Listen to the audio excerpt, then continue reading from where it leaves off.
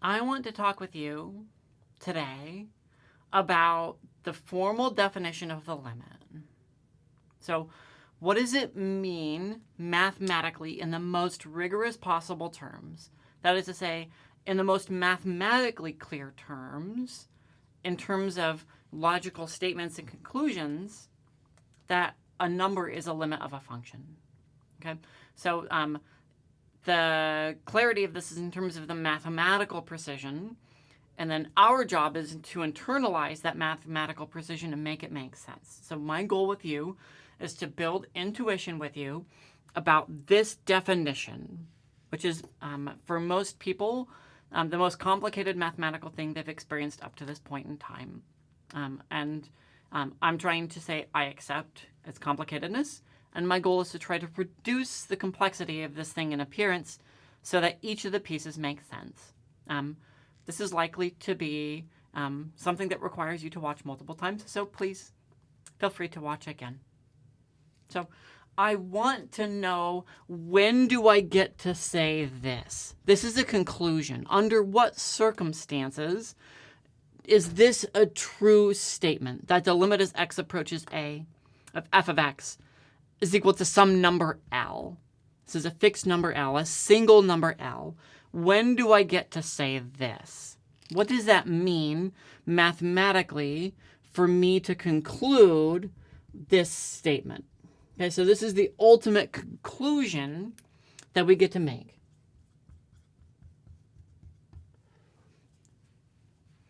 We need all of this to be true.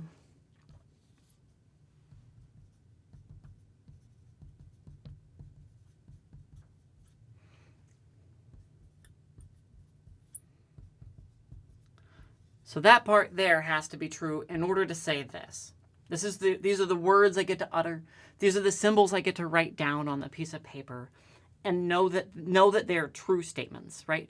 Just like you can say lies to other people about anything you want, you can totally say mathematical lies.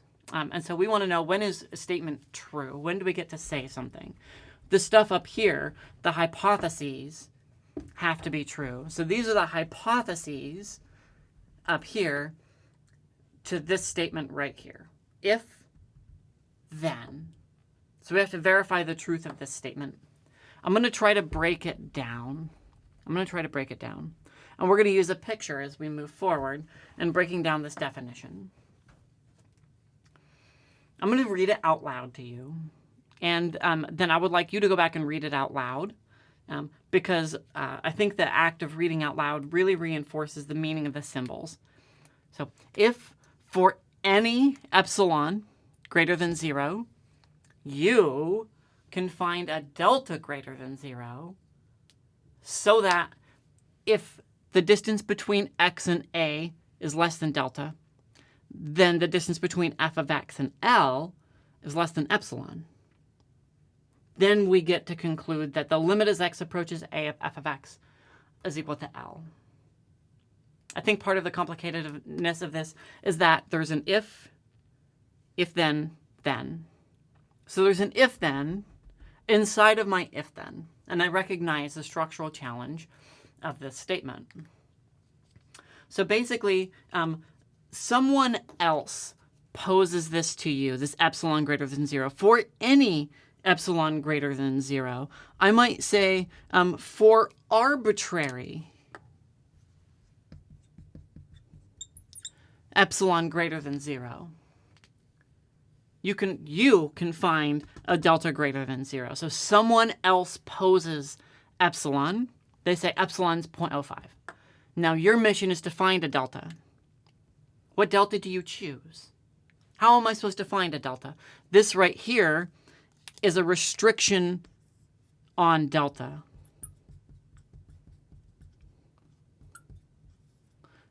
So here's delta. It's a restriction on delta. So somebody tells you an epsilon. Your mission is to find a delta. How do you know which delta to choose? It must be a delta so that you can guarantee that if the distance between x and a is less than delta, then the distance between f of x and L is less than the epsilon that was posed to you. At this point, I feel like I simply must draw a picture. So here comes a picture. I'm going to put a hole here. I'm going to put some axes. I don't know why I drew them dashed. I'm going to draw some axes. This right here is A. That's the value that I'm thinking about. There doesn't have to be a hole here. I just put a hole there to emphasize that the limit doesn't care that that's a hole. This value here is the height L. The function is f of x. Okay? I think it's pretty clear by looking at the picture that the limit as x approaches a, so x is going to a along the axis. So as we approach a along the x-axis, the function values are approaching L.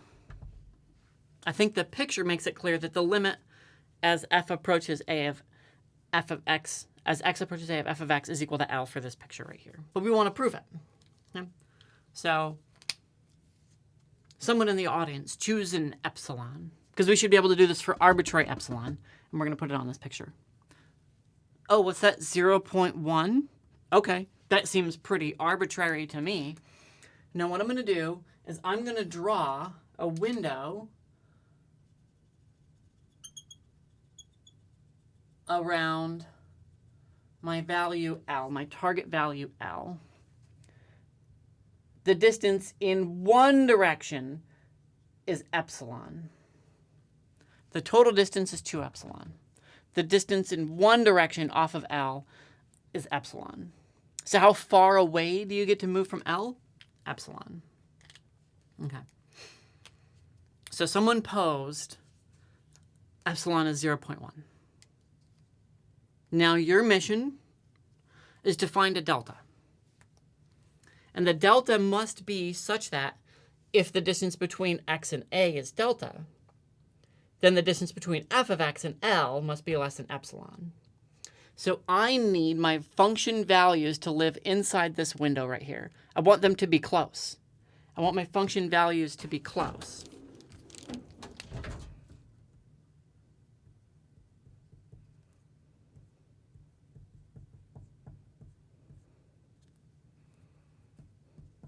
I want my absolute value of f of x minus L to be small, because that's the distance between. I want the distance between f of x and L to be small. How small?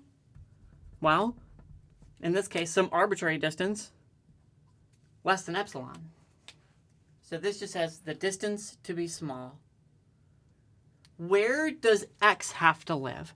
How close does x have to be to a for this to be true? What if I choose an x way over here? This marker is garbage. What if I choose an x way over here? Does this x work? Well, what do I mean? If I feed in this value right here to the function, am I inside the window? Well, let's go up to my function. How high am I? I'm not inside the window. So this x is bad.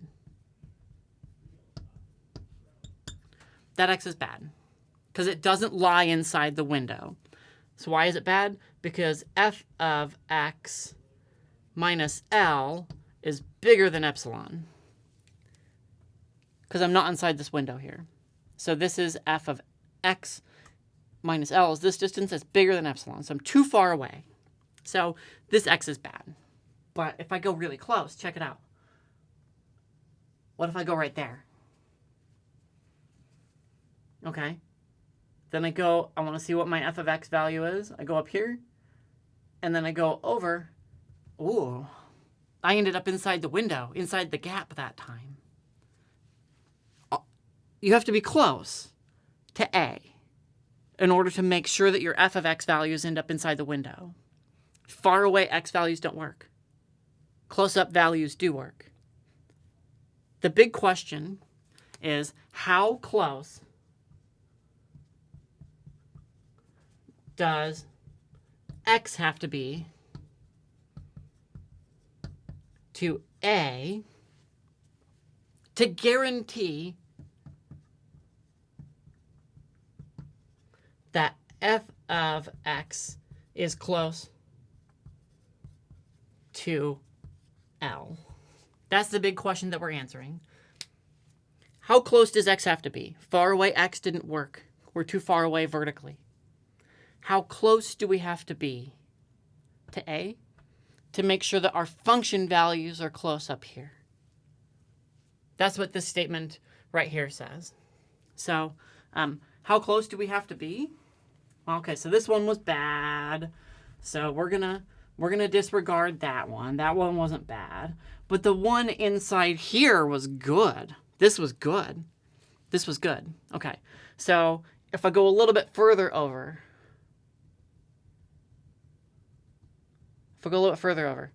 I'm still inside the window. And at some point, I find that the boundary for being inside is, let's say, like right there. That's the boundary to the left. To the right, I get to be that far away. Okay? The vertical restriction here isn't helping me at all because the function is below the limit. Okay. So I get to be as far away from A as that or that. I have to be inside this chunk of X space. Okay? That's the place where you have to be. You must live inside of here.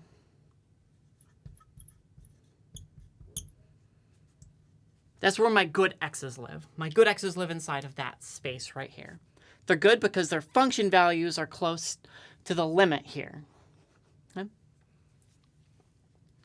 Okay. How close does x have to be to A? It's like, how far away does it have to be bad? Well, it has to be at least that far away to be bad. This distance from the center of this window to right there, well, the smaller of those two distances, because it's not always symmetric, that's what we're going to call delta. So in the middle-ish, it's not always in the middle-ish is our value A, the input that we're interested in for the limit. And we get to be as far away from it as delta. And if you don't go any further, away from A in the horizontal distance than this, if you always stay within here, then your function values are over here. They're always inside there's always inside the gap. Was there anything special about that epsilon that you gave me? Who told me a 0.1? Okay. No, there was nothing special about your 0.1. It could have been 0.032459875. It could have been 1 over 30 times pi. Right? There was nothing special about the epsilon, the distance that you put right here. The point was that no matter how small you made, or no matter how small someone made this window right here, all you have to do is get a little closer here. So someone hands you epsilon.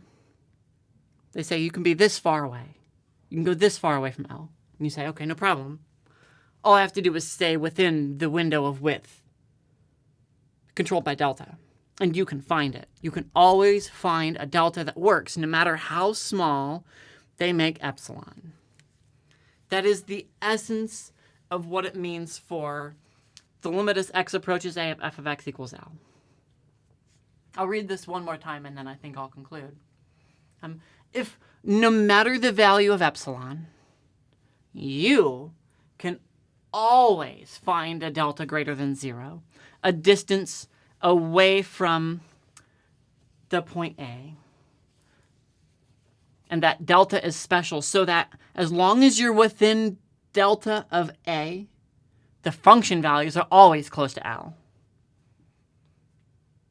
That means that the limit as x approaches A of f of x is equal to the number L. Thank you for watching, and I will catch you on the flip side.